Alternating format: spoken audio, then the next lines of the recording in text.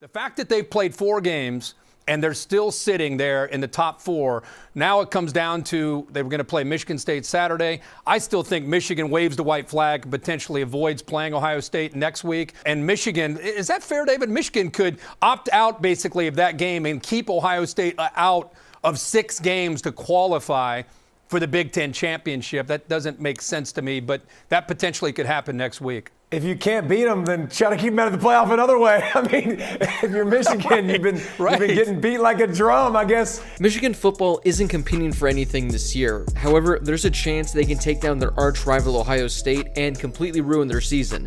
And no, it wouldn't be by beating them, because we sure as hell know that isn't happening this season.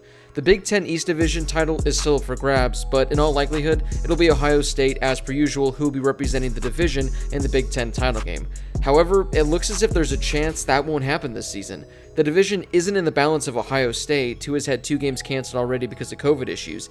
It's in the hands of their most hated rivals, the Michigan Wolverines. Before we get to today's video, make sure you click that subscribe button if you're new to the channel. If you love college football, this is definitely the place for you.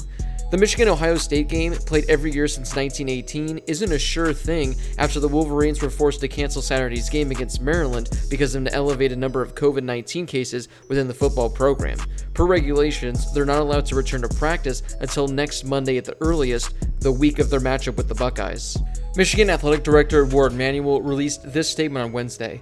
The decision by our medical professionals to stop practices and cancel this Saturday's game against Maryland was made with the health, safety, and welfare of the student athletes, coaches, and staff as our utmost priority. We've seen an increase in the number of student athletes unavailable to compete due to positive tests and associated contact tracing due to our most recent antigen and PCR testing results. As I just mentioned, Michigan will return to the practice field Monday at the earliest, a full week after the Wolverines canceled in-person activities because of an uptick in positive tests. If the shutdown extends into next week, it could jeopardize the Ohio State game and potentially leave the Buckeyes a game short of the 6 necessary games to qualify for the Big Ten championship.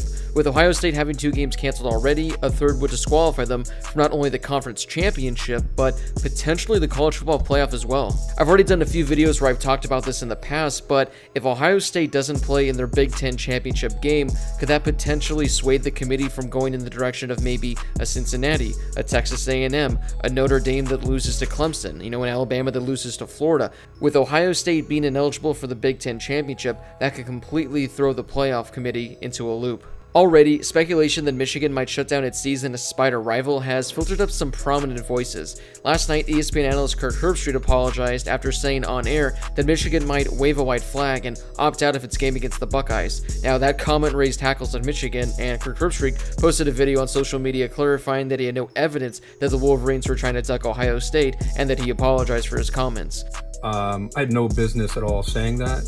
I have no evidence of that. It was completely unfair to the University of Michigan, to Jim Harbaugh, to his players and coaches, and I just wanted to apologize. Again, I did not mean to insinuate. I have no evidence at all that Michigan right now, they're trying to do the best they can of trying to cover and contain a virus from spreading on that roster. I wish them all the best. Hope they can play Saturday against Maryland. Hope they can play against Ohio State. I got a 25-year track record of not being a guy that pokes at Michigan, even though I'm an Ohio State guy.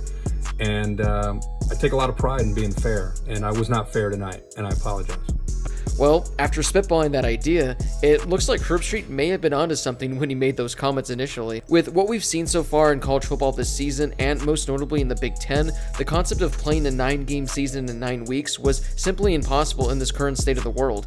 The Big Ten delayed the start of their season, and it really backfired. Other conferences who started earlier had weeks in which postponed games could be played. With the Big Ten, there's absolutely zero time to make up these important and crucial games. The original hope was that by administering daily rapid test, teams would eliminate the need for widespread contact tracing that has wiped out many games on the college football schedule. But as we've seen, rapid testing didn't really provide much help, as outbreaks at Wisconsin, Minnesota, Maryland, and Ohio State have already happened.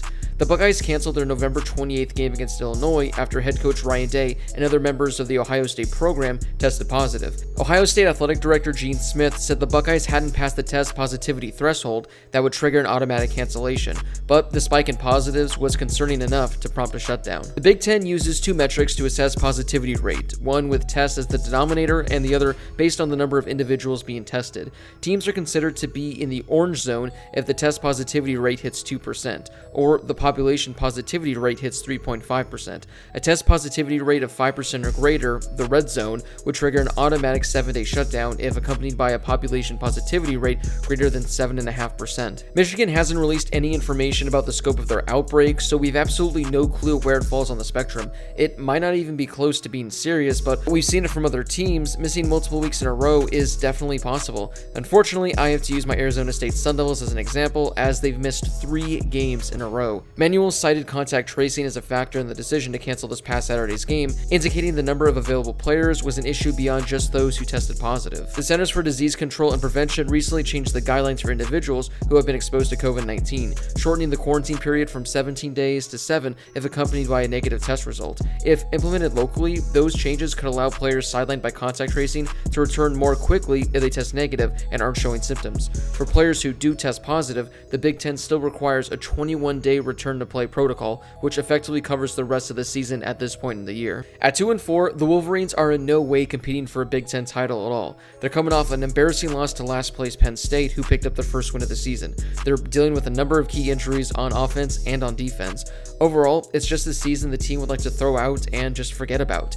Even if Michigan is able to get past all these COVID issues, their roster is going to be significantly depleted when they play against Ohio State to close out the season. If they play, it's likely going to be a huge blowout and an embarrassing loss for the program. On the opposite side of the field, Ohio State has a lot riding on Michigan's ability to play on December 12th. The Buckeyes are currently number 4 in the college football playoff rankings, but have played only 4 games after having 2 canceled. Ohio State returned to practice on Tuesday, paving the way for the Buckeyes to play Saturday against Michigan State, even though they're still going to be without their head coach, Ryan Day.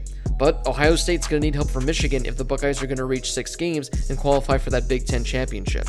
So let's assume Ohio State's able to play this weekend against Michigan State, because if that game gets canceled, none of this will matter for next week. But just for the sake of this video, let's say that game happens and Ohio State just needs 1 more game to qualify.